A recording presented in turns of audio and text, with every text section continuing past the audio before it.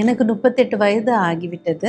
எனக்கு ஆல்ரெடி 2 குழந்தைங்க இருக்காங்க. நான் வந்து 3வதா ஒரு குழந்தை பிளான் பண்ணலாமா டாக்டர்? அப்படின்னு கேட்குறவங்களுக்கான வீடியோ தான் இது.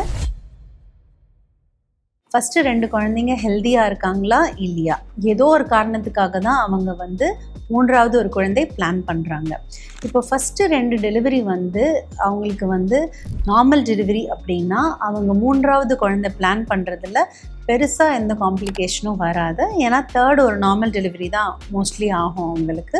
ஸோ அதில் பெருசாக அவங்களுக்கு காம்ப்ளிகேஷன் வர்றதுக்கு வாய்ப்புகள் கம்மி. அதே அவங்களுக்கு 2 சிசேரியன், ப்ரீவியஸ் 2 சிசேரியன்னா 2வது சிசேரியனுக்கும் இப்போ அவங்க பிளான் பண்ணுறதுக்கும் உண்டான இடைவெளி ரொம்ப முக்கியம்.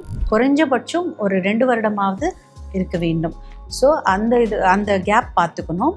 அண்ட் அடுத்து வந்துட்டு இந்த ஏஜ் ஃபேக்டர்னால அவங்க கருத்தரிக்கிறதுக்கு உண்டான சாத்தியக்கூறுகள் எப்படி இருக்குது. ஸோ அது வந்து ஹார்மோன் டெஸ்ட் பார்த்தா ஒரு ஐடியா வரும் அவங்களுக்கு.